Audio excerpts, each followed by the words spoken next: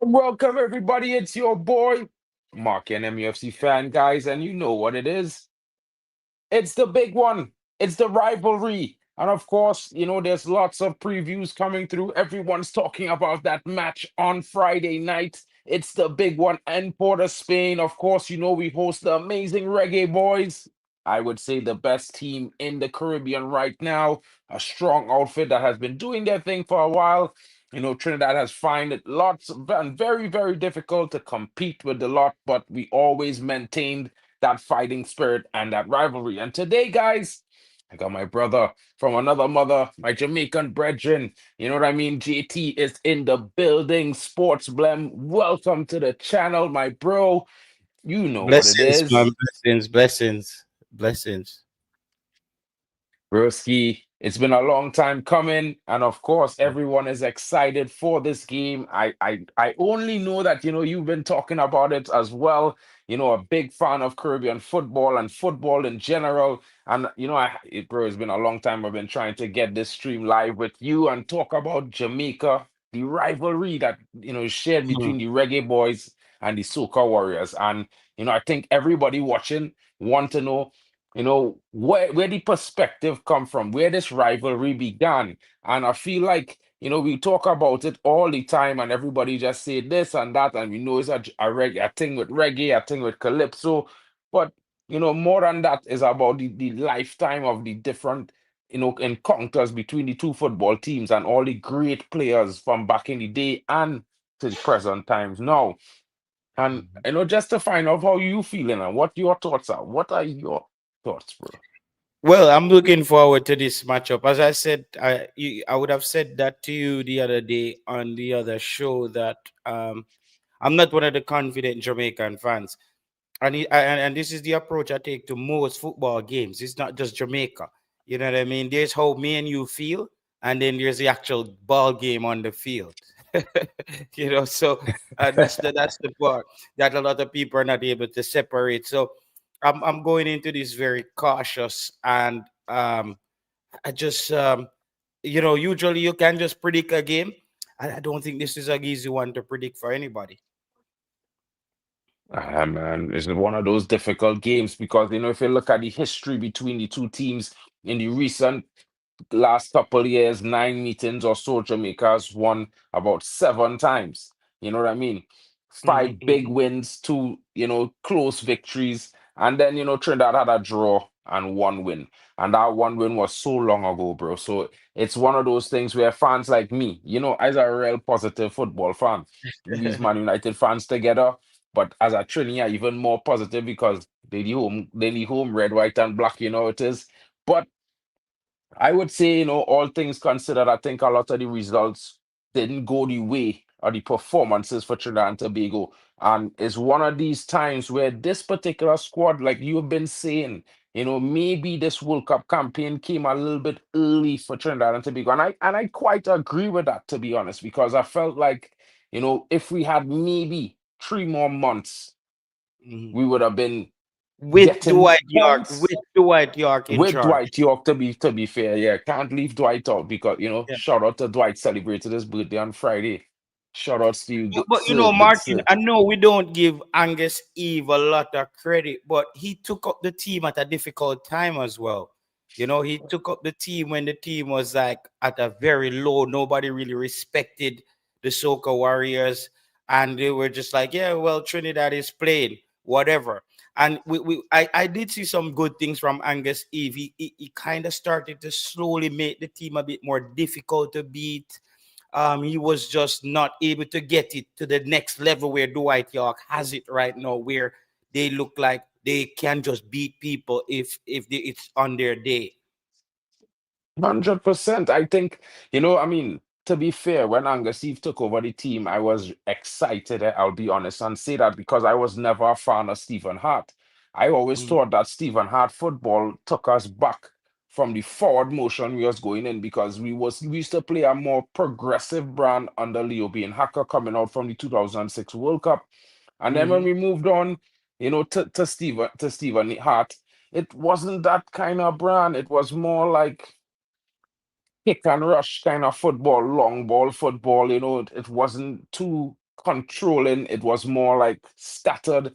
We started bunching up in different parts of the field in moments and these sort of things. It really wasn't a joy to watch. It was disappointing to see. But But when Angus and took over, much yeah, improved too, to be fair. and to add to that, after a World Cup, a lot of teams tend to have a little dip right after the World Cup. Where you're trying to, the World Cup hangover. You're like, all right, we did it. We need to like rediscover our identity, and after that, I just think, and the Caribbean and Concacaf, the selection of the coach is very important. We're learning that. We're learning that in real time, that your coach can decide the future of your team in CONCACAF, because it's a region where teams are the good teams blow out the small teams. But on any day, you're stuck in a dogfight with a small team. And it's just you need that coach with the cutting edge that has the players playing at a certain level. So I think it was just because we saw Costa Rica also after the last World Cup that they went to, they kind of had a little hangover period as well. A lot of teams tend to have that. Jamaica still no wake up from their hangover from '98. That to tell you. Well, that explain it all for you. It's like that night out on the town in Europe, drink up the vodka. Next morning you have Ye- a massive headache. It's like Jamaica has Yeah, been trying all kind of medication, Panadol, everything. It's just hasn't been working, bro. it's one of those things, bro. I feel like, you know, Jamaica had that hangover, but still, I feel like Jamaica still in the last 5 years or so still maintain a certain sense of supremacy in Caribbean CONCACAF, to be fair, in the English speaking side as well. But Trinidad and Tobago, we fell. We didn't just have a hangover, bro. We had a hangover with a spell of different sicknesses to follow suit. And it's one of those things where I feel like Trinidad and Tobago, we now start to actually move the needle forward for the first time in almost 15 years or more, bro. And Mm, it's one of those, it's tough to be actually, because we love our sports, we love our athletics, we love our football, but everything was failing. It wasn't just football. And we could still blame some of the failure in football to the fact that we was dealing with sanctions and, FIFA inspections and all these things for the last decade. But other than that, bro, it's been a disappointment when it comes to the national teams and national representation in a whole for Trinidad and Tobago. So with York right now, I could fully understand why so many trainees are so excited, so energized by this new team, and so much in this positivity. Because we don't get it mistaken, bro. The game is sold out already, and I'm pretty sure it's way oversold. And mm. definitely, I think everybody's going to come out there expecting the Trinidadians to get a result. And I think that energy is going to be very, very positive towards the team performance. And we've seen us go away and get points. We have not really lost since we lost to Jamaica. And I think that loss was a difficult one, but also something that was always facing us. Going to the office is not easy, not for any team. No matter where you come from in CONCACAF, it's be a difficult challenge to face the Jamaicans. So, If I yeah, was the Trinidad fans walking out of that game versus Jamaica, I other than the impact of the result, I wouldn't feel disheartened, because as I was saying to somebody the other day, in the context of football, maybe years ago when there's no VAR, uh, in hindsight, the referee cannot catch that as an offside. If you look at it, one of them that was just like his shoes, like his cleat was over the line. It was that close, the margin of error. But as they say in football, again, it's a thin margin of error. Just by one of the points you talked about, Jamaica reigning supreme in the Caribbean, in the English side of the Caribbean, it has to do with as well that a lot of the Caribbean has really caught up fast enough. We saw what Curacao has done to accelerate their progress, which is the obvious formula. We're not The Caribbean is not developing top talent quickly enough locally. Hence, there was this also ego that was affecting Caribbean nations where we believe we're strong, we're fast, we're the West Indies, we're Caribbean people, it's us against the world. Unfortunately, football gives you a different reality check where you notice Caribbean countries now has to start realizing, guys, if you got a kid who's developed already, came through the Manchester United system, the Aston Villa system, we better go get him because we're trying to get our kids in Trinidad, our kids in Guyana, our kids in Jamaica to get to his level. He's already gone through that development. So it was a thing where 100%. ego kind of held back a lot of the Caribbean countries in a sense where we're like, we can do it. You know that West Indies feeling, we us against the world. And I think that came to that caught up to us. And I think now with the grandparents' law in Trinidad being enacted now, I think even Trinidad is look when Trinidad is 2025, bro. And Trinidad is just waking up to this party. Actually, they're waking Bro, up a month into the freaking with in the campaign qualifiers, list, bro. The in the final part of qualifiers the list. campaign. And that was down to a lot of people thought that they could find the talent locally to get the job done. That was listen, us on YouTube, bro, we had to battle the federation because they had a quota system where certain amount of Jamaican local boys had to be in the squad. But we were saying, look at the results, bro. We haven't been getting the results with those guys. We have to try something better. And again, on my final take before I let you go again, when Trinidad went to the World Cup, Trinidad had the program in Trinidad was robust. The local league, there was players leaving Jamaica to play in the local league in Trinidad. So at that point, the confidence was there. They didn't really need to look outside because they were producing local players who were going to England already. What happened was when the dip happened in Trinidad football, they didn't adjust. They didn't, and that happened to Jamaica as well. Jamaica tried to replicate the 98 thing where they said, we bring in 4 guys from England and the rest is local. And it didn't work either. Bro, it's hard, bro. And just like I saying there, that dip didn't dip, just dip, you know. The professional league is basically a semi-pro league in this current moment. JT is one of those things. And I Mhm. had to agree with you. We have never recovered from that situation. And it shows to this day. Look, my friend, well, I can't say my friend, but a Trini brethren, you know, Versin Bodai, I believe is his name. Mhm. Hopefully I didn't get his name wrong. You know, he's Caribbean Sports. He was talking about the Pro League a lot. I was watch all his streams and he was talking about the prison team. They right now are top of the league. And they Mhm. go in a situation where they might leave the league this season because they haven't been paid and these sorts of things. So from a robust footballing grassroots program and footballing league in Trinidad and Tobago, and this is more than 15 years ago, yeah, Mhm. to Mhm. 2025 in a situation where we're dealing with a semi-pro league basically, because it really only have 3 or 4 really professional teams in the league.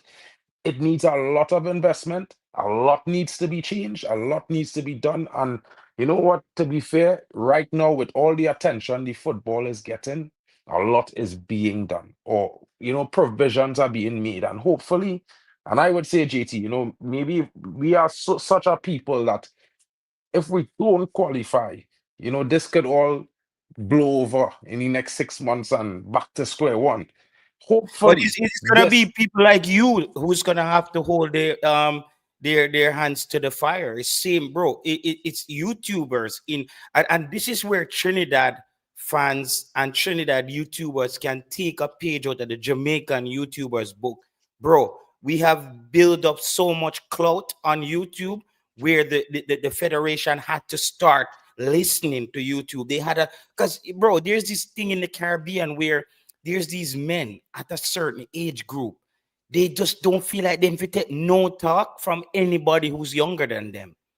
These 100. people in power, like they feel like you, oh, you just a you boy, you know nothing, boy, and he might talk to you like you know what I mean? Like, what have you done? You can't really talk to him a certain way. And bro, we run into that with Jamaica. We ran into that with Jamaica, and we saw the federation, and we got results, bro. Players weren't getting paid, bro. Players were getting left in airports, and every time they just kept going at them, going at them. No, Jamaica has had no logistic problems with players in the past year or so. And another thing that I think, because as I said, football things change. Remember, Uruguay was a top country in football, still a top country, but they've been underperforming. Trinidad was ahead of Jamaica at one point in those 2000. Now the roles has changed. What Trinidad needs to take from Jamaica now is as well, we need to start seeing players coming from, we need to start seeing players coming from more private academies in Trinidad going overseas. They cannot just wait on the conventional system for players to come through, similar to like a Craig Butler with a Dujan Whisper, a Leon Bailey, Kingston Academy. You know what I mean? We need to start seeing. I haven't heard about any kids out of Trinidad coming out of a random academy. So we need some private investors or some private football people with the connections overseas to step in as well and not just wait on the TFA to get the job done. 100%, bro. 100%. And like, bro, my brethren in the chat there, you know what I mean? Marcus, Trini Life is he saying the prisons FC got their business sorted out, so they're staying into the league. And that's a good bit of news there. I didn't know that, you know what I mean? I just was hoping that it was sorted out soon enough and all these things would happen. But bro, I will tell you, I will be on it like white on rice king. Because Mhm. right now, Trinidad had a rise. Whether we had to drag Trinidad up by ourselves, some way, shape, or form, if I had to go and knock on the doors of academies all over Germany, King, to get men to look at Trinis or to send our next academy there, because Dortmund just built a academy in Tobago. So we have that coming, which is very new. You know what I mean? Then Revolution Academy out in the US, they're starting to do some more trials as they hear Dortmund Yeah. coming. So But little things Martin, happening. the problem with that is this now. You see, knowing the Caribbean, when Dortmund hits Trinidad, this is where the politics come in now. You're gonna have the movers and shakers. Their kids are gonna get into that academy before a lot of those kids walk in. Maybe I don't know how Trinidad is. You know them little youth staying at the ghetto where maybe can play a ball and you might probably a kick it barefoot and live in a one bedroom with the mother. Maybe don't get the chance to go to Port of Spain or something, go to a tryouts and they get overlooked because that's how I realize it goes, Because even with a lot of those academies, it's the people who the parents can afford it, bro. It's the parents who can afford it. So that's why I said, while the Dortmunds, where the conventional academies are coming in, you need those persons as well who scouting the island and looking for those youths who are those the X factor players where you know what I mean? They might be raw and not have everything, but if you get them right before a certain age, that's the important thing as well. Cannot depend on Darkman alone because politics is gonna kick in, bro, and money is gonna talk at some point. Bro, they have me, they have Marcus, they have Verse and Bodai.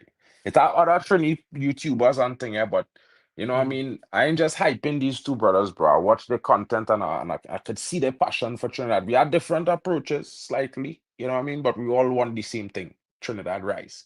And trust me, bro, my community, and if anybody watching, any young talents in Trinidad they feel could deserve a chance, I just do streams talking about the academies and thing, bro, and how to apply.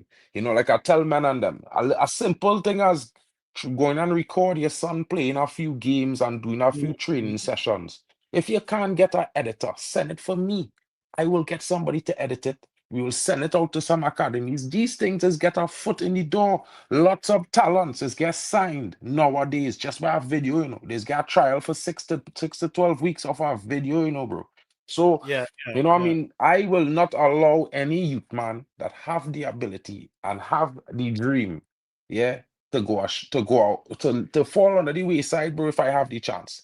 And trust me Yeah. when I tell you this, I was in the privilege to have a conversation with one of the guys representing the Dortmund Academy. I have to give him a call back, He just sent his number and stuff to me and let me know I had to give him a call.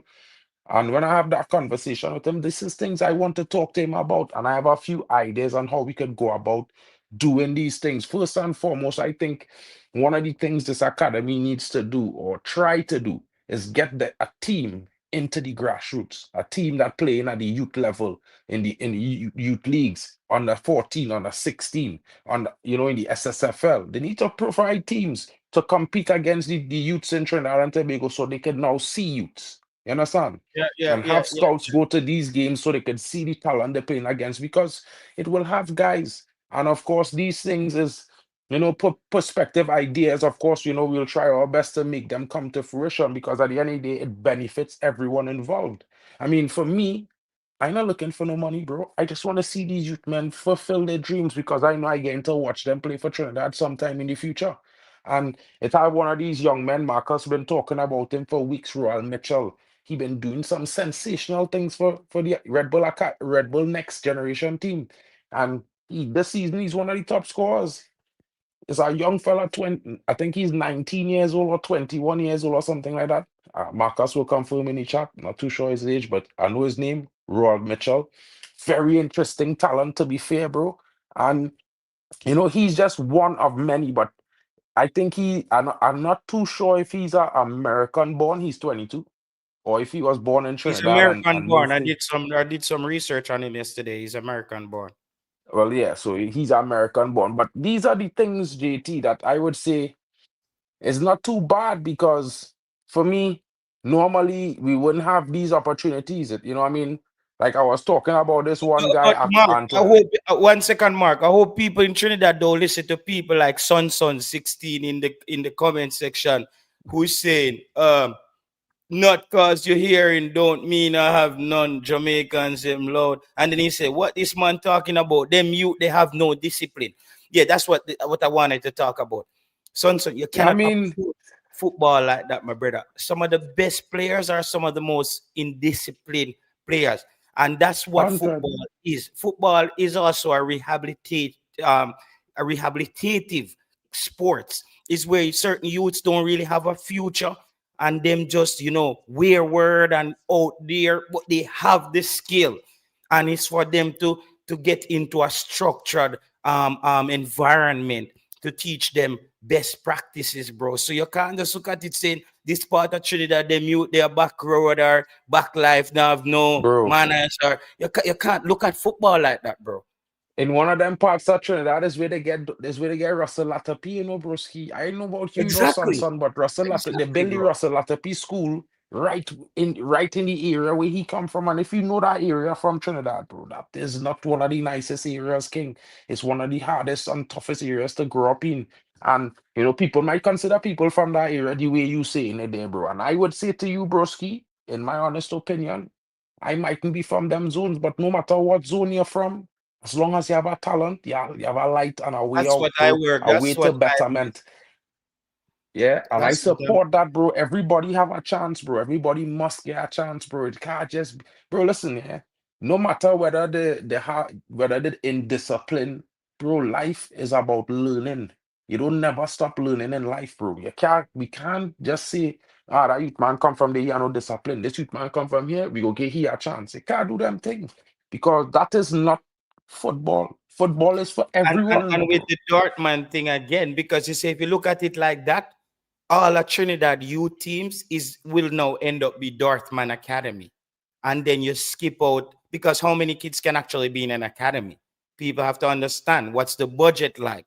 How many are they gonna be housing these kids? Are they just bringing in them on the weekend to have camps? Because the academy in Europe, they're gonna operate differently down there. Marking, man, you know that it depends on how much they plan to spend. When kids are at academies in England or in Europe, you're being housed at another family. You're being maybe paid a little stipend. Your food is taken care of. How is it gonna work in Trinidad? These are things that people Well, need to know. You know, I don't have all the details, but I could tell man that there's a monthly fee. It's about 50 US dollars, yeah, for a child to get registered in the academy, and then mm, there's another fee. I think is around 150 US dollars for the kits. mm. The home kit, the away kit, and then the training kits and all the apparatus come with it, the sensors and these things are another 150 US. And then I believe, the guys and them doing a thing where I believe they have a bus picking up the kids. Yeah, and they have them for training. They look at the organize right. Well, the academy still some parts of the academy still under construction. I have to say that. Yeah. So Tobago yeah, is in Tobago. So I believe they want to do the full-on academy thing where they will have the education, the different schooling and all these things for the different departments, mathematics, sciences, English, languages, and these things. Because of course the boys will have to be going abroad. So these guys will have to be learning different languages, French, Spanish, these things. So I heard all of these things are being worked on right now because the foundation of the academy was built and they wanted to open. So they have training normally, and the training I believe is 5 days a week for now for the thing, but it now begins, so I can't really give too much information. When I speak to the guy, probably tomorrow, I guess on Thursday when I do the match preview, I will be able to give a bit more information on it. Because I think everybody deserves to know what is going on, and maybe I'll ask the guy if he'd be willing to come in and have something to say and maybe give a little bit of an approach on a clear statement about it. If he has the time, I'll see if I can do that, and maybe you could also come through, because I think it will be open to the wider Caribbean as well, not just to Trinidad and Tobago. I know it's mainly in Trinidad and Tobago, but it's a Caribbean academy, so it's one of those things. yeah. It's yeah, man. So it's I'm all for that, and for me, because a competitive Trinidad gives you a competitive Jamaica, gives you a Curacao. I think you see, I'm not convinced. Me and you disagree on that on the show last night. I'm not convinced that Jamaica is a better team than Curacao. When I look at the talent base and Curacao, when I look at the depth of their bench, and maybe it's a thing where Jamaica does have the equivalent talent, but our decision makers are just not getting it right. It could be a possibility because I just think that since Theodore Whitmore or before that, Jamaica has had a problem with getting the right combination of players in the squad at the same time. What we actually need, and we see that in the squad going to Trinidad. We're taking 5 midfielder, 4 defensive midfielder, and Bobby Reid as a quote unquote attacking midfielder. Bobby Reid is a hybrid player in England. We Mm-hmm. don't really, Bobby Reid never nailed down an actual position. We don't really know what Bobby Reid true position. So here we go again. Bobby Reid is quote unquote the attacking midfielder. And these are the things where we always have problems with. We never simplify the process, bro. Jamaicans, we always make it difficult for ourselves going into this game. I was reading something here from one of my favorite Trinis in life, probably the man himself, Sir Jack Warner. Mm. I highly respect that man. I don't care what people But think about him. And me can't deny that too. when Jack Warner was in there, even though he was a Jamaican, he was pulling the strings when it come on to the Caribbean, and things were happening in certain ways. However, Jack Warner, I go squeeze off a little piece of food for himself. That's that's I natural. mean, let me be real. It's not nobody day or nobody doing these things that ain't doing the same. You know what I'm saying? But I would say, in my honest opinion, when Jack Warner was president of vice president of FIFA and president of Concacaf Mm. was a bit more fair in terms of the refereeing and thing. I feel like we used to get a better assortment of refereeing dealing with matches more in line with FIFA rules, not just any old Spanish referee coming to referee Spanish games between English speaking and Spanish countries. It's wild.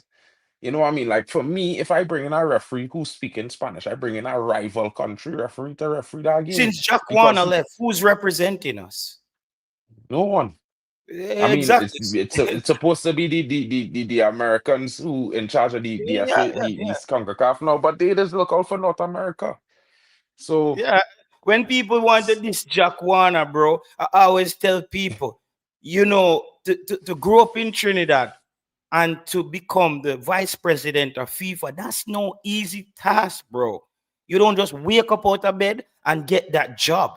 You see me? I say so. They have to. That man had to do some things right. He had to have talent, and it might not work out. A lot of people want, but I'm not the person who just jump on Caribbean people and demonize them as quickly as possible. I just think for me, Jack Warner was I think what Jack Warner did, a lot of people would have done it as well. And probably Jack Warner was one of the few of the people who got caught. We know what happened. If Jack Warner and them never made the mistake by giving away that World Cup, they would have still had their job. And I'm not sure Jack Warner probably agreed with that too. But the powers at B and the money was bigger than him, and they know they had stuff on him already, so he had to fall in line. The whole thing just collapsed after that.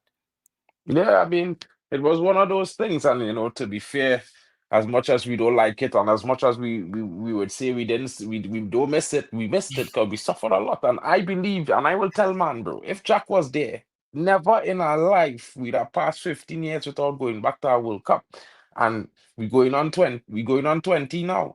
So it's one of them things, bro. I just hoping Dwight York could bring back with some magic because as a Manchester fan Since Jack yourself. left, Mark, has there been any new in football infrastructure built in Trinidad? No, bro. I mean, I can't say I haven't been home in a few years. I come home for Carnival and Christmas and things, so I can't really say too much. But since before 2020, before COVID, not really, bro. You know what I mean? Since And Jack like left, I bro, I've tell you, been the keeping up, bro. professional league, the professional leagues and the school leagues falling in quality. I grew up, bro, in my time. Our high school league was at the level of the NCAA or higher in America. You dig? Like, Mhm. brother, when you go and watch football intercol long time, is games you see now is like it ain't so nice, bro. Like I watched some mystical games and I was like, yeah, these youth men had talent, but they don't look like they's watch enough football. You know what I mean? Because back then we used to watch football, we used to absorb football, bro. When you're playing sports, you used to be watching these sports. You had favorite players, favorite teams. You're checking out every game. You're trying to do things with men doing. Nowadays, you just see men doing things. You Yeah. ain't really know. So what's this person name? Vision Exchange. I think you see, so Mark, Vision Exchange say, how can you support Jamaica and say Jamaica not going to World Cup? So Vision Exchange, I never seen this person on my channel before though. So this tell me that Aye. Vision Exchange is one of them people where watch the show, but he's not subscribing, Yeah, you or had to he's subscribed subscribe, man. and Because unsubscribed. I could tell you, my Yeah. brethren, he might be in a little bit of doubt, but he ain't never say Jamaica ain't going to the World Cup, bro. He worried. He Listen. worried. I did say I'm gonna stand on that. I won't get like. Let me tell you the psychology with me now. I did say Jamaica is not going to the World Cup, right? And it's because for me, don't think if Jamaica go to the World Cup, I'm not out here celebrating like everybody else. I'm a hypocrite in that sense. I'm a big hypocrite in that sense. JP, I'm not afraid to tell you, I'm a hypocrite in that sense. But what I'm not doing again, Mark, the last 3 years, right? When I made my debut on YouTube and I came in and I'm telling people, guys, Theodore Whitmore is not the man. We need to get rid of him. He's been holding back Jamaican football. I'm watching it for years. People start to beat me. Some people start buckling me. They have a thing, where they were buckling me up on YouTube, from my point of views. It turned out when Jamaica didn't, I was one of the few people that said, guys, we can't go to the World Cup with Tupper. He doesn't have a style of play. He's a motivator, but the game has grown past him and he uses his personal feelings to pick the team. Me and you know that can't work in a football. And Nah, if me not bro. like you and you're the number 10 who's going to get it in the back, the number 9 going to get in the back of the net for me have to start you, bro. That's what the Yeah. best coaches do. You start the player. Tapa was doing that, right? We went through another phase. I may tell people, okay, Hal Grimson came in. I said, guys, before Iman did again, Mark, I went and looked back. Hal Grimson was the understudy to the past Swedish head coach. What's his name? Lars Ladderback. And Lars Ladderback, I started to look at some of the Swedish blogs. He was considered one of the most boring type of coaches, which is just focusing on defense. So I came out, I said to Jamaican people, guys, we're going to be hard to beat. But this coach in Hal Grimson, he's not a front foot coach. His mentor is Lars Ladderback. That's who got Iceland over the line and helped Hal Grimson.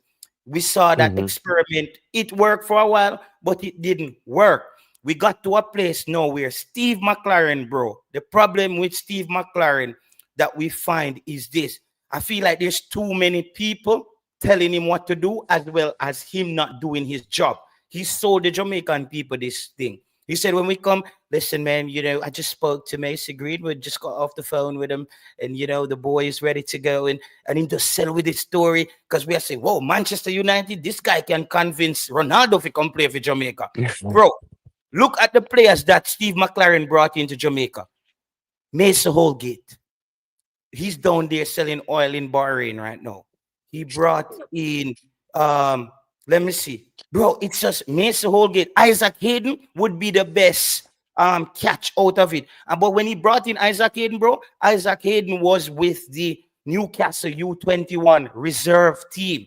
You see me? So he caught Isaac Hayden at a point where anybody could have caught Isaac Hayden because Isaac Hayden needed Jamaica at that point just as much as Jamaica needed him. So I said that Steve McLaren hasn't done the job properly by picking the right players. And I've also said, bro, if you look at the games that Jamaica won, Jamaica beat everybody girl 2 times, which is Bermuda. We got 6 points off of Bermuda, bro. You're getting 6 points off of Bermuda. Curacao is getting 6 points off of Bermuda. And the next game we won was against Trinidad, who scored 3 goals and VAR overturned them. So you can't tell me what's gonna make me excited, bro. What should I be so excited about?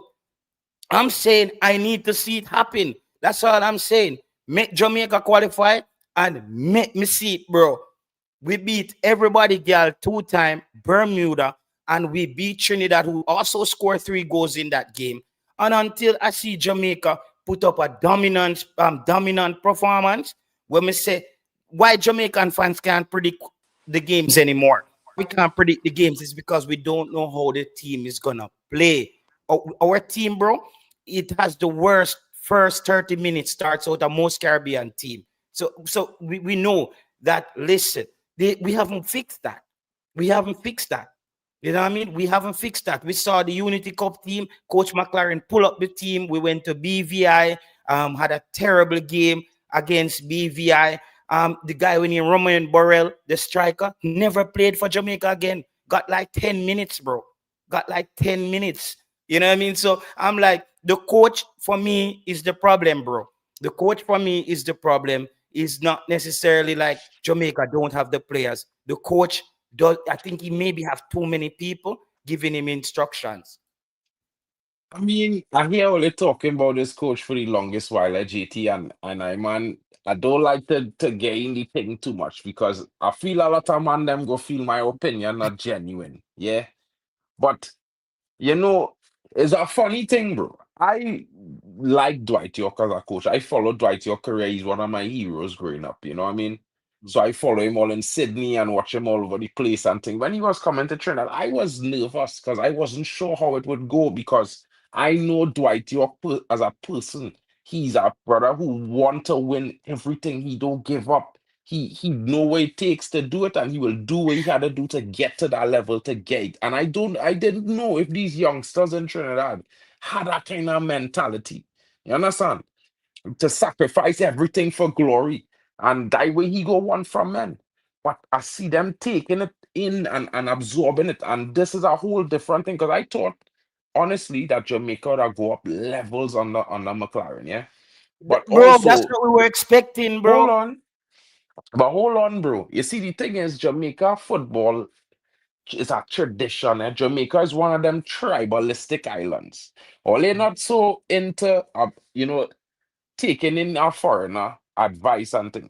If it's a Jamaican, the quicker listening. And I'm not trying to be thing because in Trinidad, No, we will man, bit he's too. actually the opposite. But He's but actually the opposite, but yeah, brother. man, no, because everybody criticizing McLaren. But I will tell all of this, yeah. From watching the Jamaican team, I seen improvements with McLaren. But the thing is, I see in that is that some of the players all they have, all they need more. All they don't have it. I don't think all they have a proper number 10 able to play the way McLaren want him to play. You understand? And I feel that is why all is struggling because and this is where the problem coming with the selections. Not only the number 10, but also one or two other players in and about the midfield. I don't feel like this is one of the weakest Jamaican midfields I've seen in a long time, bro. I just had to say that. are being honest. People might think McLaren is a dinosaur, but I will be honest with all. He wanted to play a front foot type of football. When he was coaching the under 21s, he used to play expansive attacking football and things. So for me, maybe McLaren need more time to get his philosophy across and need more players to come into the team. But Yeah. that's People just my messaged me opinion. last night. Some people messaged me last night saying JT may look Trinidad visa and all these things. May look Trinidad passport. Yo, Jamaican fans, let me tell you, bro. You see how you haircut bet them and I first message the other person named Vision Exchange. Um, Listen, they see me as a sellout. There's nothing for me to sell out. What are we selling out here? Trinidad. How would I be taking Trinidad team when Trinidad is in a tougher situation than Jamaica? I'm just Mm. putting it out there all on the table. Trinidad is under the gun. If you ever play poker, they're under the gun. There's no room for error, basically. Trinidad cannot lapse even for 5 seconds in this entire window to actually have a chance to get the second spot. So nobody's trying to say to run in on Trinidad's thing. The same thing we said, the discussion last night. Curacao has beaten Jamaica in their last 2 encounters, bro. And you cannot tell me that Jamaica is the better team. How are you the better team the last time I catch you, my box you? Another thing, this person here, Exchange, is saying, if you're a real Jamaican, no matter what, we can't sell out. So let me say this to you, Exchange. If me and you're virgin and you're a real Jamaican, and me see your broke shop, that means me need to start broke shop with you too. Because me and you're virgin and me and you're Jamaican. Let's go rob the bank there together, car. Me can't sell out. JT, I go say, here what? Exchange, go in at the bank. If you come out with it and the money too much and it can't hold over your yard, me stash some over my place. I'm gonna make the wiser decision, bro. I'm not a group thinker, brother. I just tell you what I see out there, straight up. I've never changed on YouTube. You know that. Straight up for you see me on YouTube, full speed ahead. We just tell you what we see, bro. Hold on, I reply to Pen here. My brethren Pen Poppy in the chat. Long time I waiting for. Big up the Pen 152 in the building. Yeah. Steve McLaren as a man. If he's a Man United fan, Pen, you know what I mean? I ain't sure if you might be able to Google it, but it had moments where Steve McLaren was in control of the under 21s. It wasn't really Travis Binion, because it had moments when Travis Binion was having a Upset. baby. He was on leave for 6 months, so he was there. But McLaren being an assistant coach to Manchester United, a big team, he do a lot of actual coaching in training and these things. Don't get it twisted at all, Pen. You understand?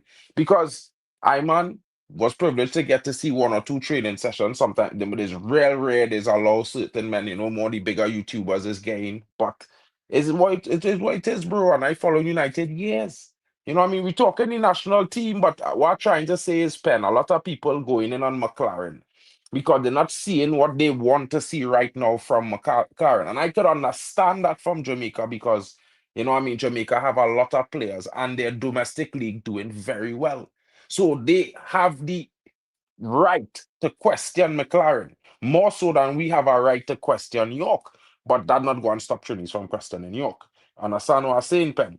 You know what I mean? It's more like I just trying to give a alternative opinion because from what I looking at with Jamaica, I think some of the players need to adapt. They need to change the way they play, into this system so it translate better with other players. Like Ronaldo Cephas. Guy's only a big player right now. You know what I mean? Other than one or two other players who haven't come into the team. And it's one of those things where the first couple games I see him play, I thought he was more one-dimensional. He mightn't have a great shot on him. But in the last two games I see him play, he more expansive than I thought he was. He had more dynamism than that, than just pace. Because he could cut in, he could cross, he's make good cutbacks as well. He's make good decisions. So I feel like, JT, I feel like you brothers are a little bit harsh on the manager, a little bit. Whisper looked really good in that game against Bermuda now. You know what I mean? As a man don't really talk about Bermuda too much because, of course, Everybody, Trinidad beat girl. Bermuda, Everybody, girl. everybody, girl. And to be honest, bro, we don't really, but that would also take away from the performance I only get from Whisper and the other youngster in the team that day. I think they performed very well. And to be fair, Kaheem Dixon, he's an interesting player. He was at the academy with my little brother, before he gets signed and move across to Europe. And I think he's an interesting talent. Man, them. It's like, sometimes people will talk about, like the brother talk about he playing for a team in the last place in the third division or something like that, or fourth division. I can't remember. Crawley Town. But Crawley. but that doesn't make him a bad player. To acclimatize to that atmosphere in England, playing football in that wet cold, it's difficult, and them leagues physical, real physical, bro. You know what I mean? He just acclimatized and he didn't find his footing yet. And that's how I look at it. I didn't think that make him a terrible player or less of a player, because next 18 months or after going to this World Cup, if Jamaica make it, you know what I mean? Because many people thinking they're not gonna make it. I think they go finish atop the group. I thought, if Trinidad hadn't lost to Jamaica and Jamaica hadn't lost to Curacao, maybe Trinidad might have topped them and they would have go to the playoffs and still make it. Because I still think Jamaica could beat more of them teams in the playoff that possibly they will meet. At the same time, it is what it is. If Trinidad going to that playoffs, it might be a better scene for Trinidad, because I was talking to Marcus before. Yeah, they Marcus need talk about it you as know well. why that would be better? Trinidad need more games under Dwight York under their belt. So they kind of need a run through the gauntlet. And people need to remember that's how Trinidad went to their only World Cup was battling back. I think they went down to Oceania, right? Yeah, we Um went down to Oceania and beat Bahrain. You talk and be about yeah. Bahrain already, yeah, Virgin in Yeah. Bahrain. And we So went to Mexico. We was one of 4 teams in the history of football to go in the Azteca and mash up Mexico, 4-2. That was the biggest scoreline defeat in the history Mexico ever received in the Azteca, bro. It's in the Guinness Book of World Records. Never forget that. But I was and on that Jamaica really. was at a point too as well where we were at a deficit with games. I think Jamaica has caught up with the Unity Cup um, and the Nations League. How far they went in the Nations League, and that's why I feel like the Gold Cup, the flop. And this is why I'm not big on the coach. Me look like a big idiot on the internet. Going into the Gold Cup, it's like, yo, Jamaica. I think Jamaica has the pieces here. We're supposed to can get it over the line. Point out all these things, bro. We didn't even make it out of the first round. So I have reasons. I have my reasons, bro, to not be Mm, confident. You see me? I said we didn't even make it out of the first round. You see I when mean, if you tell our Jamaican fans get carried away very quickly, bro. When Guatemala came to Jamaica before the Gold Cup, right? We beat them at the mm, National Stadium. They had like no shot on goal. I'm say to somebody, I say, bro, you don't see what happening. Guatemala bench like 9 of them, 8 them core players. They just wanted to feel out what Jamaica had to offer. They just let us come at them. They didn't try to score anything. Bro, yes, when they went into the Gold Cup, it was just a different team. They knew everything we were coming with. They just reeled us in and just chop off with neck in the Gold Cup. Because we didn't improve. Like the coach went into that game thinking we beat Guatemala at home. I don't look at football like that, bro. I told people that was a false result. It's a false result. And McLaren, he was so excited on the sideline when we were beating Bermuda. You know what I mean? It's like everybody around a train panagal and him are excited. And I'm like, dog, nah, but she's a bro, let me groupie, tell you, bro. as a coach, yeah, and as a football fan, and I will be honest, bro. McLaren situation. I mean, shades of McLaren situation and Dwight York both remind me of our current coach Ruben Amorim, bro. Because this brother, Mhm. this brother is giving me the McLaren kind of mentality, but talk like Dwight York in a kind of way sometimes. You know what I mean? But I would say this, bro. You had to face who in front here. Whether it's Bermuda, whether it's Haiti, whether it's St. Vincent and the Grenadines. You know what I mean? Even if it happened to be Costa Rica or Mexico. You had to face who in front here. And if you're beating them in that moment, you're beating them, bro. Celebrate. Forget it. After the game, we could analyze whether it was a big team or a small team in CONCACAF. But bro, on the day, anybody can beat winning, no, bro. All kind of crazy things is happening in football. So what I would say is this, yeah. Maybe McLaren thought that, like, if you look at Dwight York, and Dwight York said it in the game when we lost to Jamaica. We went to that game. It was one of the games he was very confident in because of the way the team played against Curacao previously. You know, it showed him that the team ready to fight. And although we didn't get the result, and this is the next thing, we didn't get the result. If we had get that result, it might have been a different game in Jamaica. But sometimes, bro, what I mean, the results and the performances don't line up. For Mm, now, Jamaica gained the results, they're not having the performances really. You know what I mean? Trinidad is mhm. the opposite. We are the performances, but not the Got results the to show for result. it. Let me just And read I what feel like, go ahead. go ahead, I was bro. gonna read what Jack Warner said here today. People, Mm-hmm. as Mr. One of my favorite Caribbean person. As Austin Jack Warner has this is why I'm reading this as well. I feel the same way about this. Though you hear me critique Jamaica and I call out all the things that can go wrong. Jack Warner said he has cautioned Trinidad and Tobago not to underestimate Jamaica's Reggae Boyz when they meet in the crucial Concacaf World Cup Qualifier clash on Thursday. Warner, a former FIFA vice president and CONCACAF president, believes that Jamaica will still be a threat even as they continue to recover from the devastation left by Hurricane Melissa. That's exactly how I feel. You can hear me call out all these things. Jamaica has had some bright spots where they have been getting results in games that they haven't played well. And you just touched on it as well. Jamaica can go down to Trinidad and not play their best game. And if Trinidad is wasteful in front of goal, Jamaica beats them.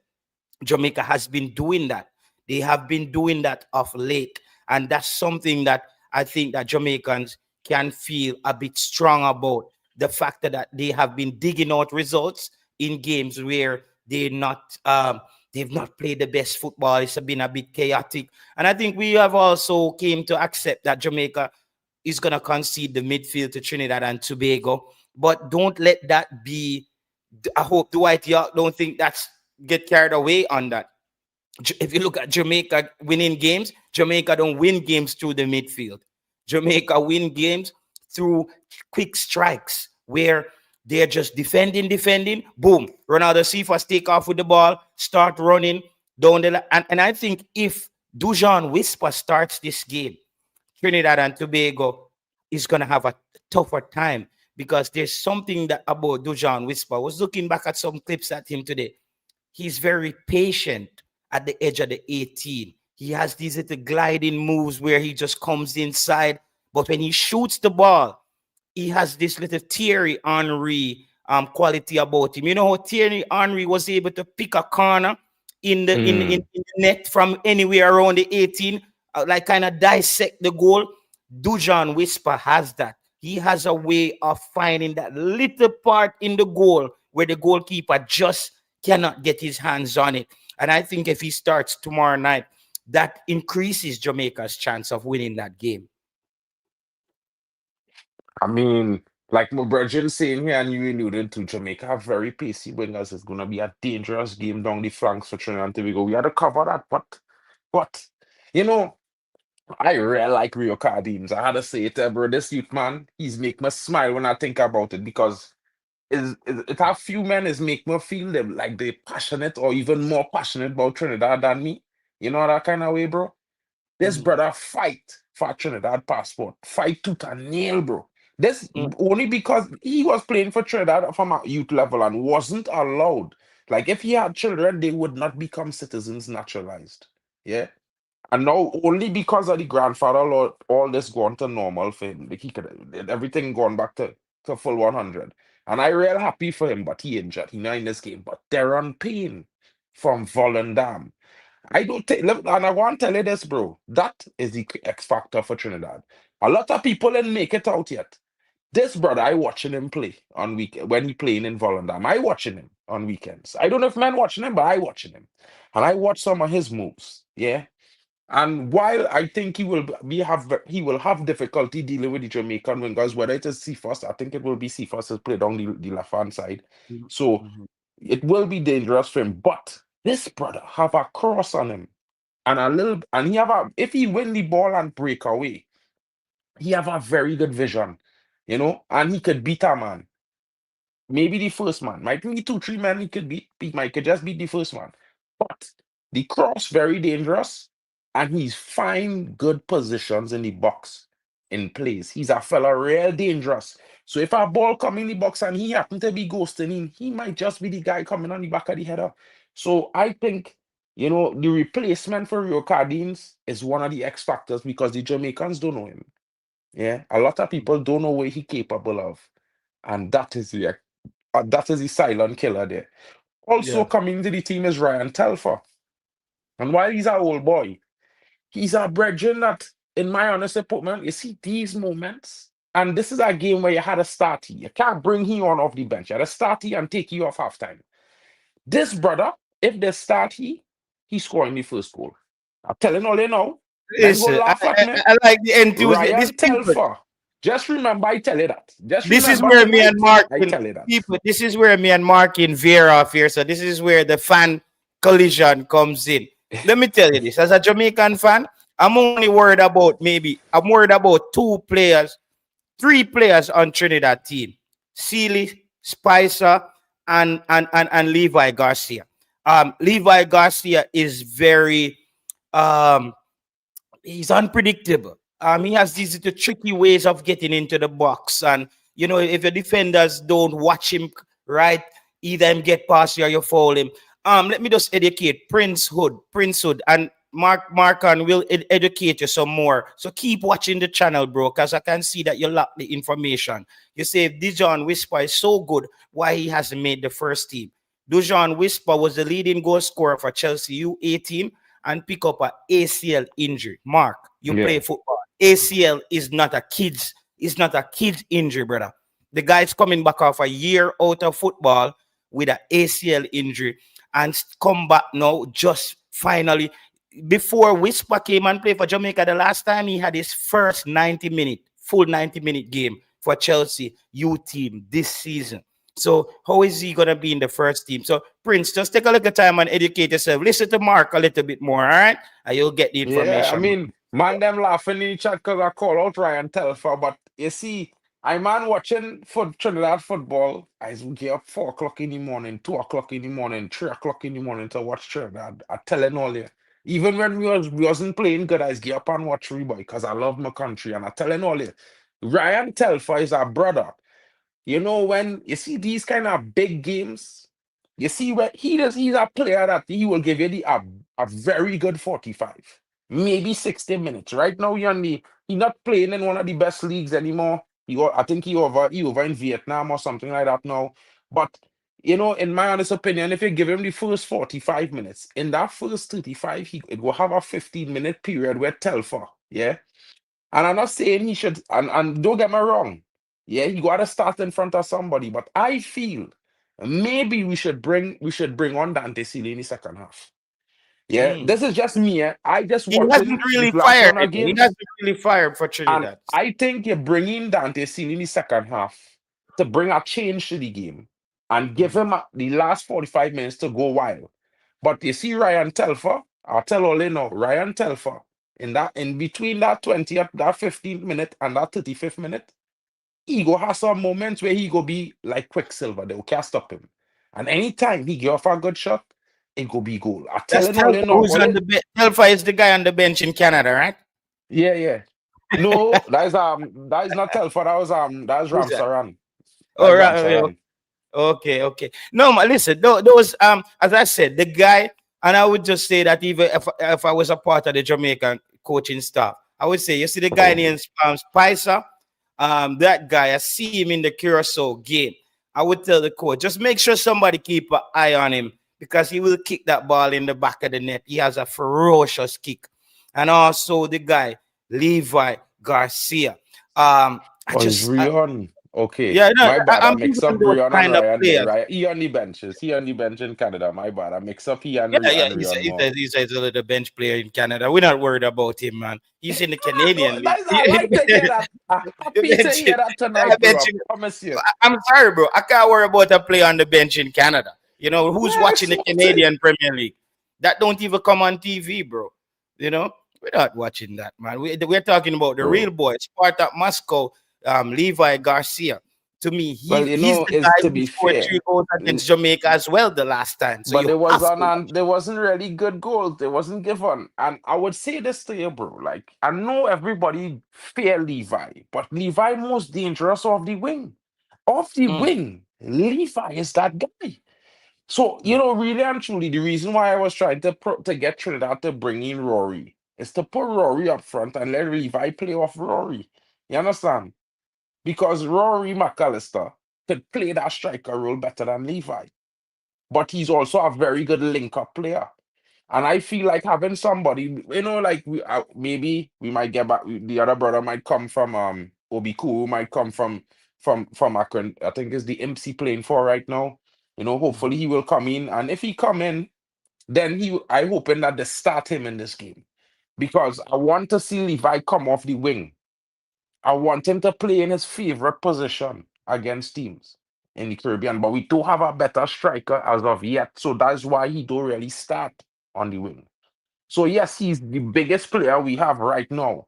And of course, Dante Cedar and Spice is the next two tricksters that in the bank that will have something to say about the game. But guys, never forget, we have brothers like Kevin Molino, and I telling all this brother, don't be shocked if he have a man of the match for 4 months because I know if it's one of these Wasteful in things, front of goal, wasteful in mm, front of goal, very wasteful in yeah, front I of don't goal. need him to score. Mm, I just need him to control the middle and link mm. up with the strikers. That's all I want him to do. He didn't call Obikuru. I didn't see the team list, bro. I was, dealing with that Yeah, to tomorrow check the because team list, bro. yeah, Let me but just let me my give him a preview is second so he Thursday, can check. bro. So right now, Let I me just give on Mark a second. Mark, take a look at the team sheet, man. Look at yeah, the let me team pull sheet. up the You team cannot sheet. run a Hold on. show and know this team No, we well, I have. mean, this is our actual preview. We're talking about the rivalry. So Thursday in Yeah, the yeah, preview, yeah, I will have everything set. You know what I mean? yeah, I yeah, just yeah. didn't look at it to be fair, bro. My Yeah, bad. man, yeah, but these people on YouTube, you gotta be ready, Listen, No, you no, guys have it. this person here, let me just see where I must say. Injury doesn't stop a player from being in the first team.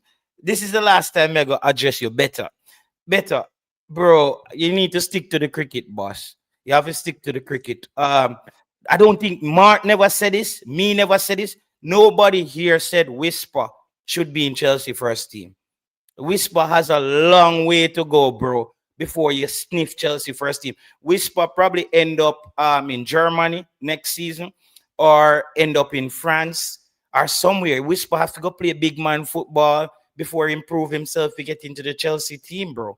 Who's talking about Whisper? It's like, and then the next person I say, Kaim Dixon on the bench. I can also say, look at it the same way and say, how many players Trinidad have at Chelsea, bro? How many players Trinidad have sitting on the bench? I don't want to get into that back and forth, bro. Use your brain, brother. You see what I say? Mm. Nobody can say that Whisper. Whisper is so far from first team football, brother. Better we can't say Whisper is far from first team football, bro. He's gonna have to go on loan. And when you go on loan, there's no guarantee you're gonna make it, bro. A lot of players go on loan and you fall into that cycle where you just bounce around club to club, them loan you back this. So you see me I say, loan you back this, so loan you back this, and before you know it, you end up in League One in England, or you end up in the MLS, or you end up at some place down in Saudi Arabia and Qatar. That's so. And Chelsea is a factory, bro. Chelsea turn over youngsters like it's their. Chelsea don't have no love for you. Brother. They bring you in, but they don't owe you anything. Cobham, Cobham is a madness in Cobham, bro. It's like 50 youth men in Cobham in the under 20 team and thing, bro. There's played two under 20 teams. There's field two separate teams. All kind of madman thing. Chelsea have about 15 or 25 men out on loan in different clubs right now, bro. And them his brothers, they just have on loan. Yeah. You know Who what I players mean? from Trinidad? No, no, no. I don't know. There are some Trinidadian, how should I Mm, put it? They have Trinidadian heritage, but I mm, can't say if they're actually born Trinidad. And I'm not a real Chelsea fan, so I haven't been looking. But right now, since the World Cup come back again, I'm starting to dig up into these things. So more and more I will find out more. But I know a lot of our youths playing more around the Charlton Accrington, Stanley, these kind of teams. You know, what I mean, Antoine Hackford there. I was talking about him the other day. Penn had to pull him up because I was mentioning him, but I believe, is another young man played for Trinidad under 18. Yeah, not Hackford, but Hackford is able to play for Trinidad and Tobago, so they're trying to get him, but he represent England at under 15, under 16, and under 17. So it goes go see how it goes. He's a very good goal scorer, quite like Royal Mitchell, very lethal, prolific in front of goal, on a similar amount of goals per game ratio as Royal Mitchell. So we have some talent coming up. You know what Trinidad been producing locally very much so lately has been goalkeepers. So it's something that we always That's an had. easy fix. That's gonna be an easy fix. That's So easy. for me, Levi Colwyn has Trinidadian roots, and I wouldn't have been surprised if he didn't have an ACL injury. He might be playing for Trinidad. I wouldn't be surprised. And it's just because there's a situation where, with the current manager England don't rate him. And my brother want to go to the World Cup. You know what I'm saying? Mm-hmm. So it have other players, like we was trying to get this guy Inniss to come in, and his paperwork didn't. Well, I don't know if they get it to go through, but they was working it up on it up until late today, still working on it probably.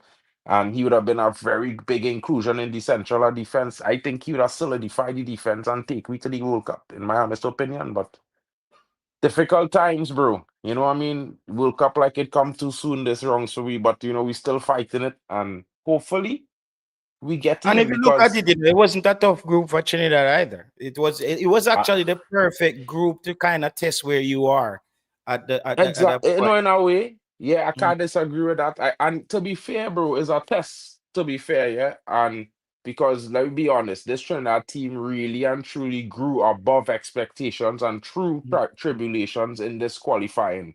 You know what I mean? In 6 months ago, these brothers never played together before. Most of them. You understand? So Mm. they never even know one another. So it's not like if they didn't know of each other. They didn't. Because some of these brothers they didn't know. Because 9 months ago, to be fair, before Dwight York take the job, Sealy was called up for trials with the American national team. Mm. So that's how it is. You know what I mean?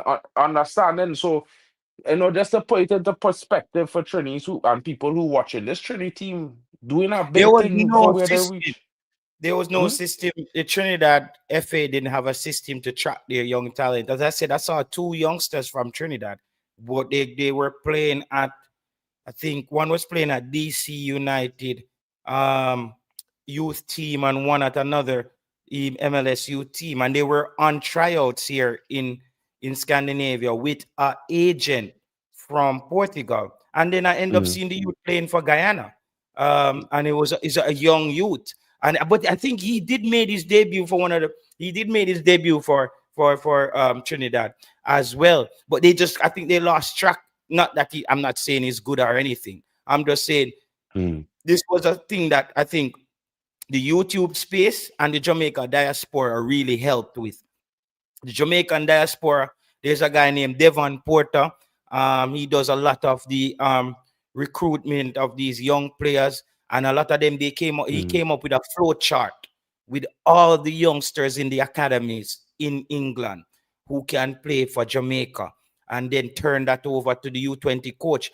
It was just that politics came in, and they fired John Wall, and a lot of those U20 guys never play. So Trinidad needs to have a structure like that where they have a list or a flow chart of all the youngsters in every club in England or the United States who can represent Trinidad. And then you start tracking them, seeing what they're doing, see who is on loan, who's playing big man football. Because I'm just telling you, because you guys are gonna have to get there. Where you are now with the grandparents, Bro, grandfather rule, Jamaica is maybe 3 to 4 years into that. No, in really let me tell you. kicking on with it. So just saying, I would tell you this to be honest and real honest with you. I already have a flow chat. My brethren in the chat there, Trini Life, you see Marcus, he have a flow. He working on a flow chat. There are many men working on it, bro. Like by the time I talk to this brother from the Dortmund Academy, and I already sent a whole list to York. I not even go on live. Yeah, on Instagram. Send it to him in the inbox. You know what I mean? Because, bro, I don't care about nobody saying if it's me or I helped this. I don't care about them thinking. I just want to see Trinidad win thing. I just want to see Trinidad rise in football and watch them in our World Cup, bro, and go and watch it live. You know what I mean? That is my dream.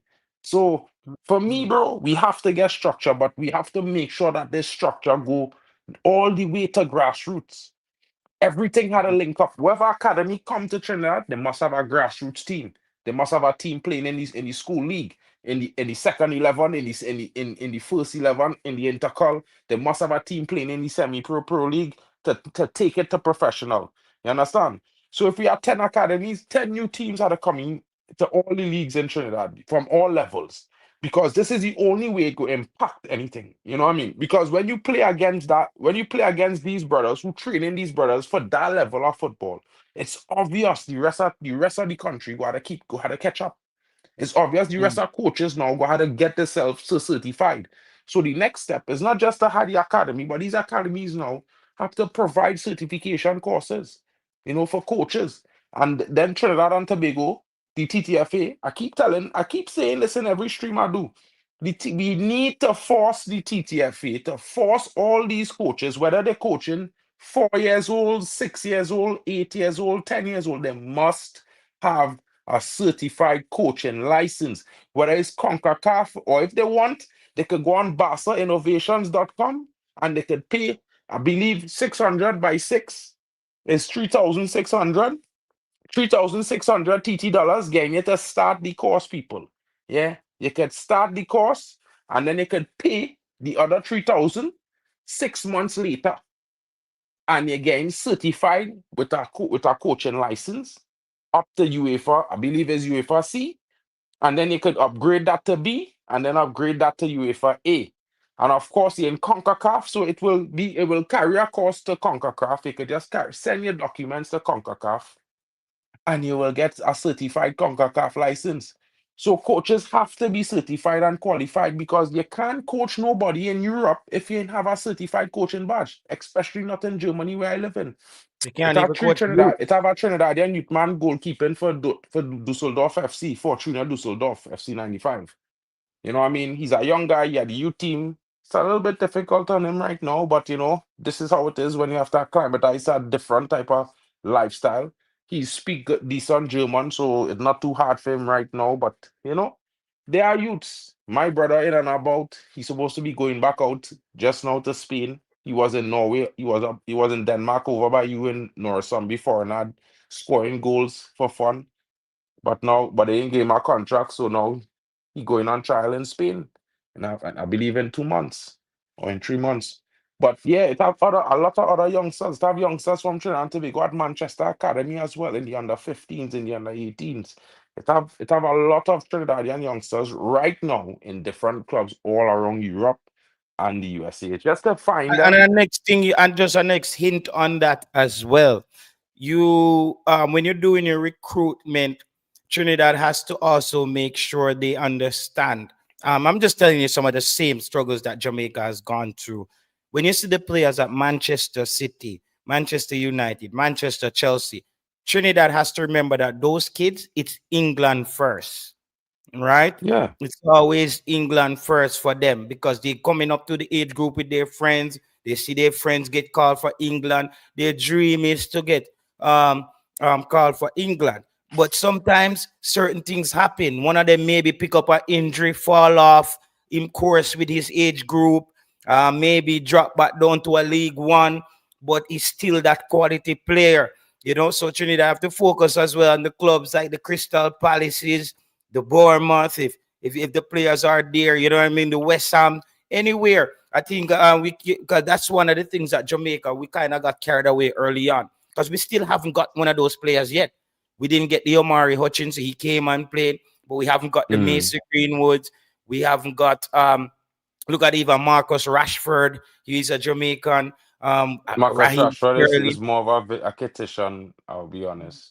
He's Yeah, more of well, a yeah, but quittician. when I'm parents there, he could have played for Jamaica. You see me I say, but I'm just saying, if we were Yeah. tracking him, we could have still realized he had no chance of playing for Jamaica. You see me I say, Raheem Sterling, A lot of those guys But who Rhyme end up, Sterling should have never played for the England because he born Jamaican. yeah, but He lived listen, Jamaica you 4 years cannot, or 5 years before Mark, he went Mark, foreign. Mark, you travel with your family, go to England from Trinidad or Jamaica, and your youths training day in, day out, and he make it and him go up to Liverpool. It's not easy for you if you tell him to go play for Trinidad, bro. That's not True. easy, as a family too. Because it's gonna be a family decision in your household now. And we're talking big money now too, bro. Because when he gets called for England, your stock go up. Your youngster now can get a call for England and get a pro contract at Liverpool. You're sending him go play for Trinidad? Yeah, I hear that, bro. But to be fair, bro, like I go say this, yeah, you know, if my youth could make Germany national team, brother, yeah, I telling him if he can get called up the first time, Trinidad forever from then, bro. Yeah, try, but if Mark, they you're ain't call you up saying that first on time, stream. No, I don't believe Mark people. He's saying that I on stream. telling bro, If those listen, because German listen, people once he come for done him, get called brother. up and he go and he play, once he done get called and he go to that club team and he making he big bucks, he go play for the club team the way he's supposed to play. No, So but whether he play sometimes, for Trinidad or no, no, England, no, it no, didn't no, matter at no, that point. Mark. Sometimes, bro, when those players tends to change to certain lower international countries, they tend to kind of treat them a bit different now at the clubs. Because let's say you're at Manchester United and you potentially can play for England, but you don't get called and you go play for St. Kitts. I'm telling you, bro, it have an impact, brother. It have an impact. So even your kid, let's say him can play for Germany. You have, and his mom is German. You're gonna have to have that discussion, because that's another battle in the household again. The kid mom is German. You see me? I say you can come and I say, and then this you have some German people now start having meetings with you like, yo, Mark, we understand, but the kid was developed here. This is his country. How are we gonna Brother, work? It's gonna be a lot of he pressure. come from a Just send him Trinidad to Trinidad, coconut bro. king. You hear what I tell you? He Just send come him to from a Trinidad. Trinidad coconut. That tree fall of a island soil. He Big up fall, yourself, big brother. deal, like Alex You Reed. understand? Big up yourself. Everybody from the SportBlem family. Big up on yourself. Caris, Shout out to Connor, the Conrad. guys. Everybody in the building. All right. Shout out to the guys and them from the So Caris, so sports no, blend please tell family. Mark Ince, bro. It's not as easy as he think. The same thing with Omari Hutchinson, brother. Omari Hutchinson came, play for Jamaica, right? Then Mm. they made a move like the England, somebody from the England FA went and spoke to him and said, listen, we know you want to play for international football, but we have England have you in the future plans. You should hold off. So you know what he did? He Mm. abandoned the national team and started playing U20 for England, bro. He got start play. He stopped playing for the national team, brother, and go play U20 because his parents Jamaican and English. So you see me, it's the dynamics in the household. It's like, hey, listen, Omari, we know you probably want to go fight for Jamaica, but listen, England is talking to us right now. We have to maybe hold off on this to the Jamaica thing. You're gonna have that with some of those parents, bro. They're gonna say to you, listen, you're gonna hold off on this Trinidad thing. I know you love Trinidad and you go there on your vacation, you love your grandmother and stuff, but there's different things at play right now. So it's not as easy as you think, bro. It's not just go play for Trinidad. That's what I'm saying. With the bigger the clubs, the harder it's gonna be to get them. Because England is on them. Because England have their agents inside those clubs, who are feeding them information about the next youths who are coming up, and they don't see those youths as Trini or Jamaicans, bro. They are No, of English. course not. Of You course not. see them as they probably not even met you once, and you're the dad. When them find out, say you're actually your father is Trinidad, he's from Trinidad, and then there's another discussion. So you have to keep those things into Brother, consideration, bro. listen to me. I just put him. I just send him to Manchester King because Manchester never treat York no type of way, King. I telling you no. Manchester did never treat York no kind of way. So I gotta send him Manchester, bro. I a Manchester fan. Manchester know my name, King. They will treat he good. And he go bang. If he come from me, he go be a killer, bro. Trust me when I tell you that. Yeah. So It is what it is, bro. It could be a difficult one. I mean, I could say what I want at the end of the day, but when that situation come and that bridge come to cross, it might have to be left instead of right. If it's left, what I gonna do? I hope it's gonna be right because I will see them playing the red, white, and black. But you know what I mean? Hopefully, I thought more than enough to go around. Maybe one could play for Trinidad, one could play for Germany, for Germany. Let's say, for Small example, thing. right now, my daughter, right? My daughter, Mm. she's Swedish.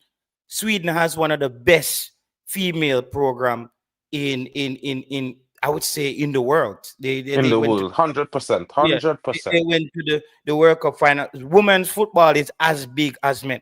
Let's say my daughter start play football, and it's not just you're gonna have to talk to those people. Those people are gonna have to talk to you if the kid is good. It's not just you just take the kid and send him off to Jamaica. You're gonna come under a lot of pressure, bro. We are patriots and we're older, but we have to remember say our kids don't have that connection with Jamaica and Trinidad like we do. Them never walk Mm. barefooted. Hundred Them never percent. go, them never go to bed without dinner one night yet. Or you see me, if you have a van, if you go to school, they don't have that, bro. They don't feel that love. They are thinking like, this is my friend. My friend is my friend plays, and we're both Swedish, and my friends are in the team, and I want to play here too. And then you might have problem with your own kid in the house. Killer, I listen. I don't know about you, but you must have them summers in the islands. You Mm, must send them to the islands, bro, for the grandparents to hand them the room. They must go to the islands as a kid, bro. They cannot grow up all their life never going to the islands. I'm at first mistake. Yeah, I mm, telling you. Now, while they might decide to play for Germany or Sweden or whatnot, maybe Denmark. You never know. Yeah, I would say to you this: if you give them enough times visiting Trinidad and Tobago, when they get a big contract, because yeah, we know they go play under 20, under 19, and that's the point where they go get a contract from a big team. Yeah. And from the moment they establish themselves for the big team, they swing and play for they choose where they want to play.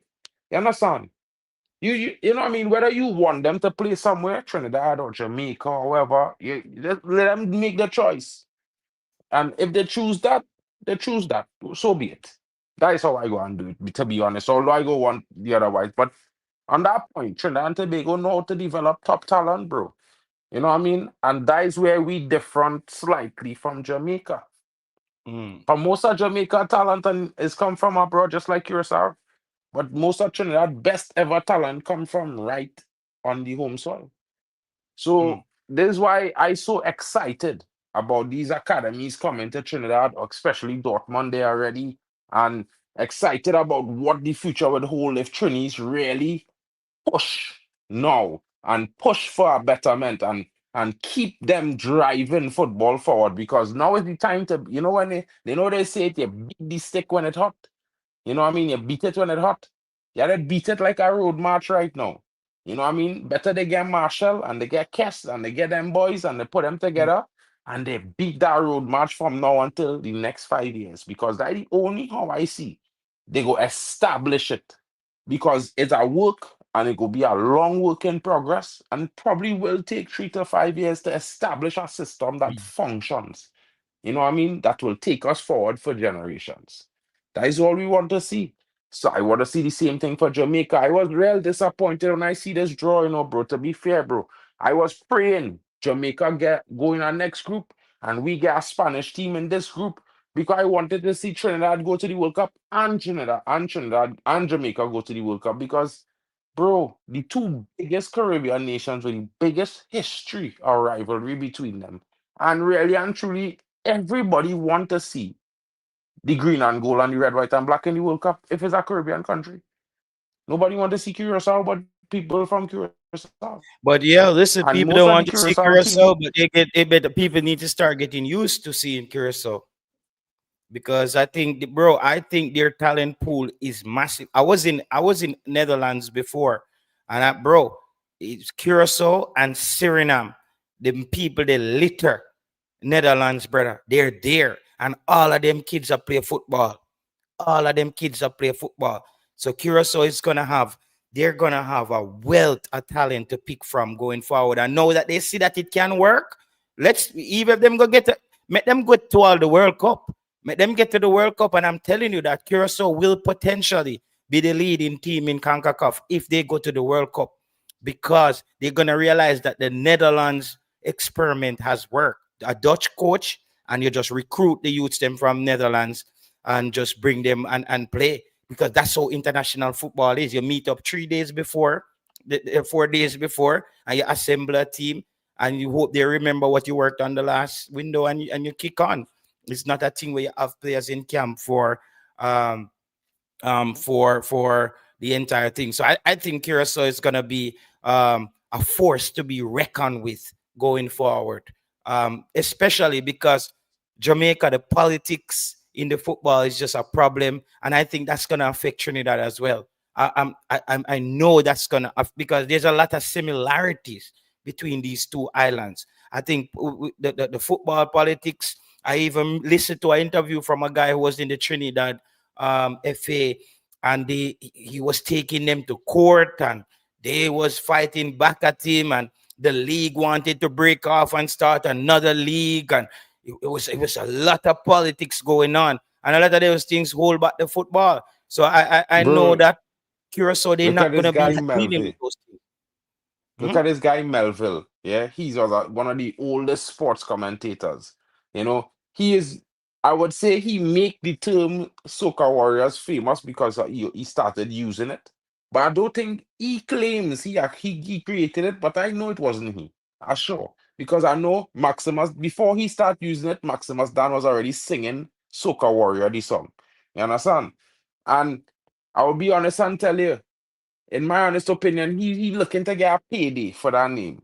Yeah, he coined the name and he trying to make the federation pay him money for the name. They offer him a piece of money, couple millions. He says not enough money. You understand? Now, this is where I feel like, bro, yeah, but they just Yeah, but it's just like Jamaica don't own the name Jamaica Football Federation, bro. We don't own that. It's some guy off foreign own that, where you have to pay royalties to them, because that's so that's how copyright works. It's the person who registered that thing first. Him can say all he want. He might be, and you probably heard it in a song, but he might have been the person who attached it to the football team. But if he doesn't got it on paper, just chattings, him can sit down there and talk all him want. Him have to have that on concrete no, you have paper. it on paper, you have it on copyright, bro. You Then have it he's gonna copyright. win that. He's gonna have to pay up. There is no if or maybe about that. They're gonna have to pay up. Broadcasters are using it every time them say Soca Warriors on a national TV or something. He need to get paid because music are play, all a cricket match or something. Music are playing in the background. Copyrights Yeah, are being paid. but you see, that is where it Yeah. weird because technically the word Soca Warrior in the copywriter Maximus Dan song before he copyrighted.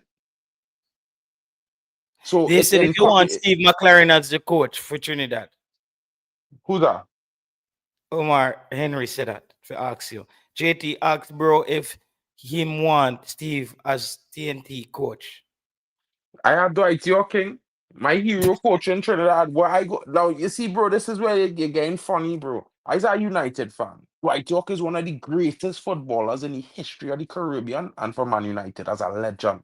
Yeah. Play under Alex Ferguson for years, was a dominant force. He coaching Trinidad and we seeing success. Why would I want to sack him right now, bro? I want to keep him for a decade. Yeah? I serious. I will keep him for a decade. If I could sign him a contract, no.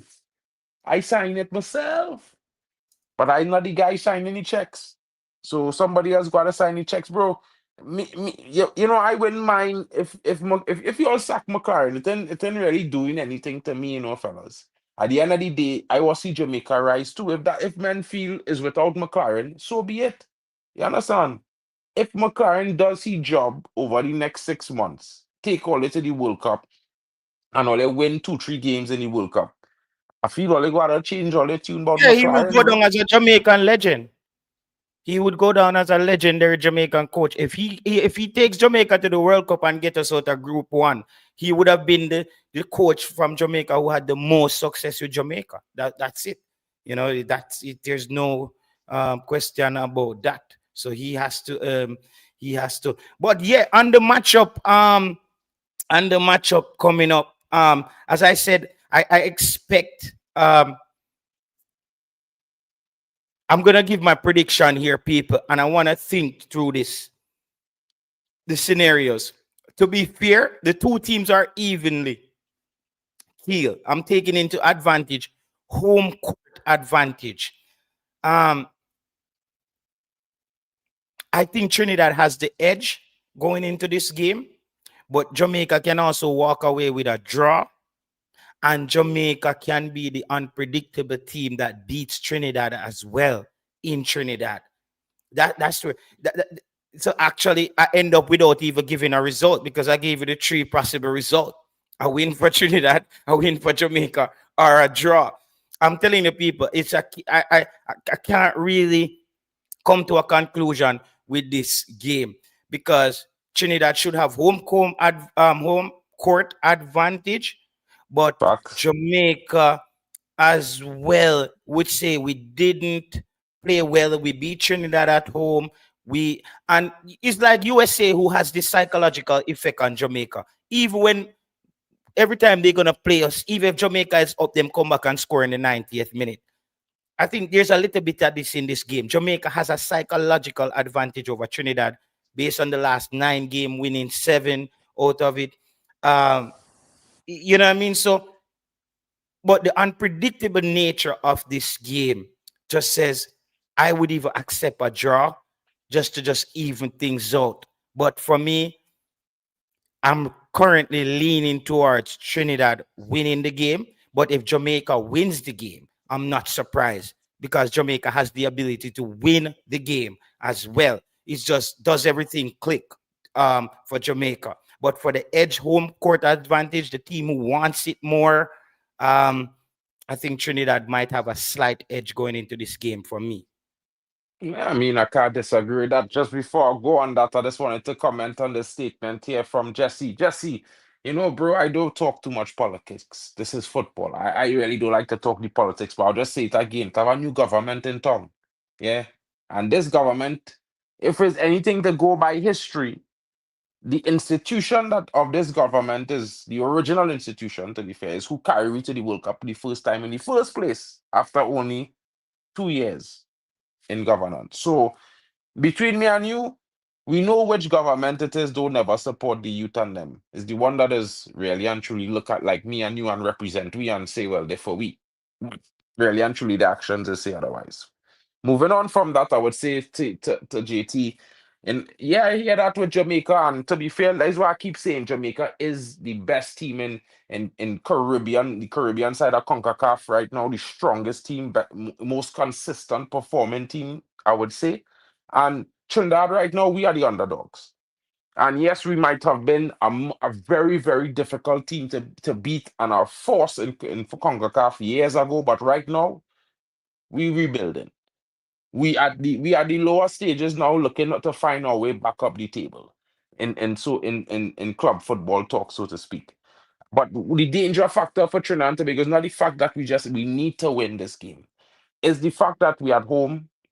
A lot of the players have been at home for the last 2.5 weeks training together, getting chemistry, more familiar with each other.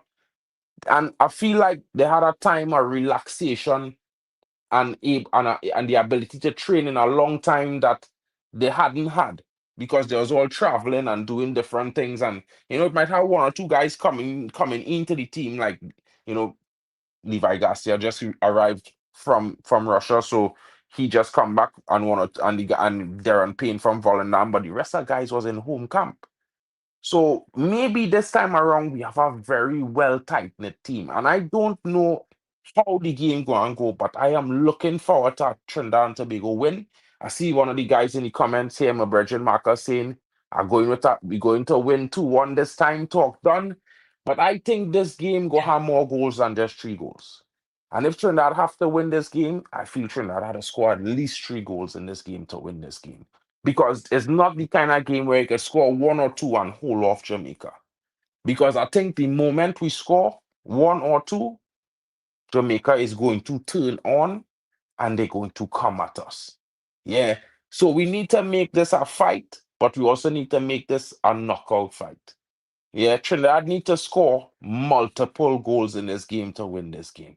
And I'm not saying that because I don't want want Trinidad to win, but I'm saying that because I'm watching the football and I'm seeing that this game could be a real big game for Trinidad because not just how things going right now, we real underestimated in OJT.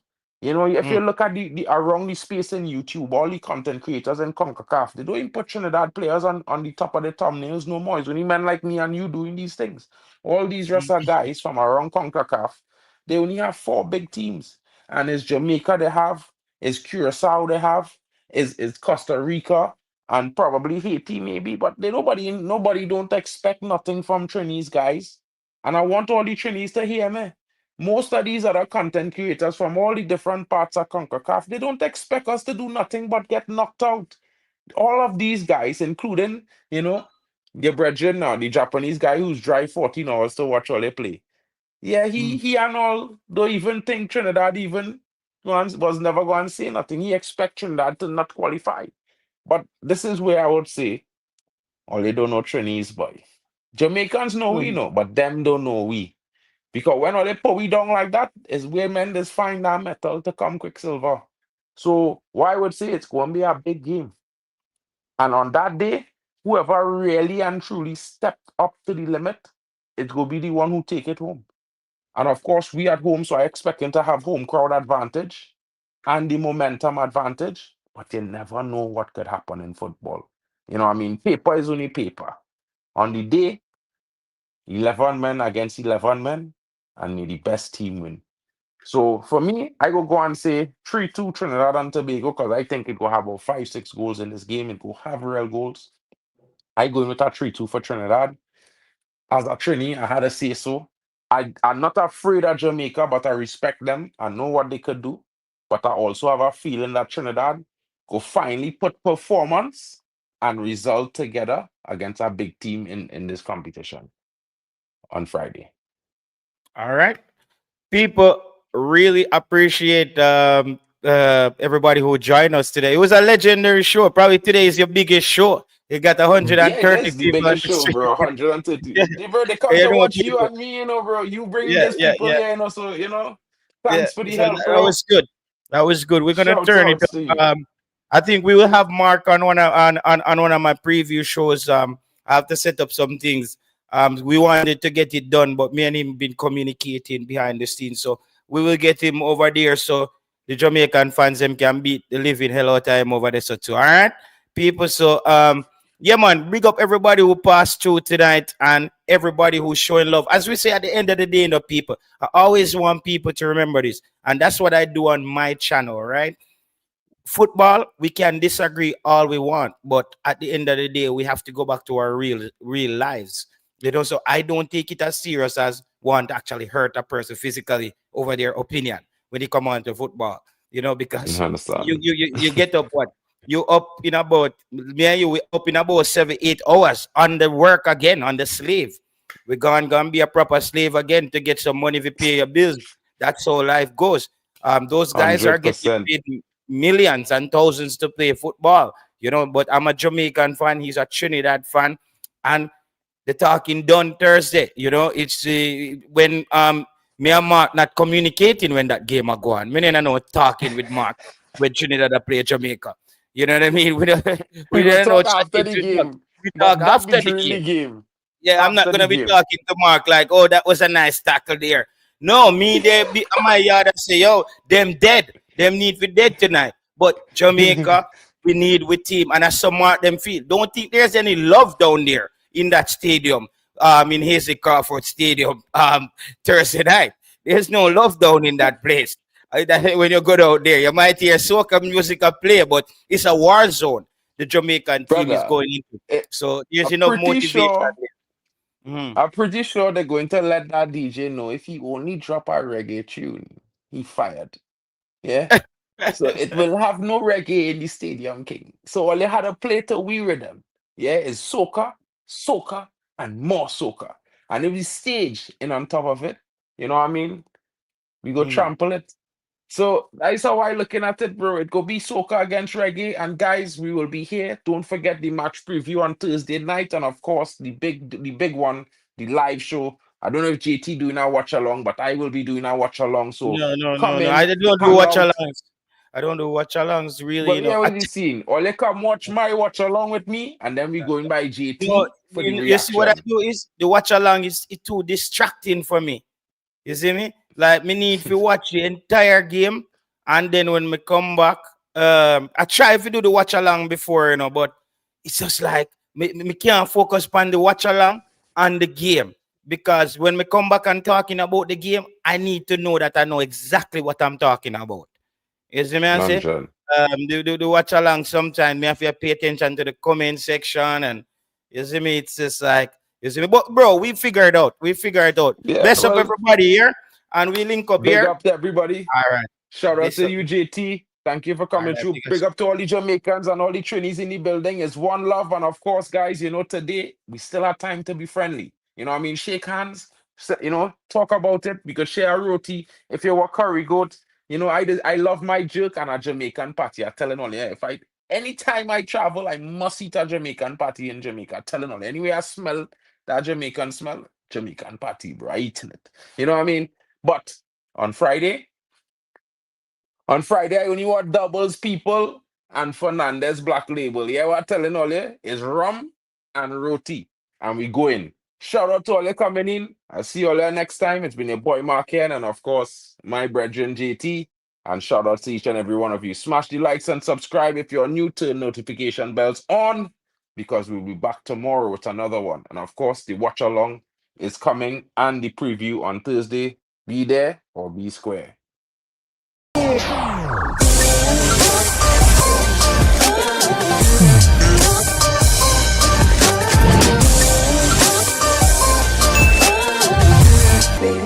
Baby.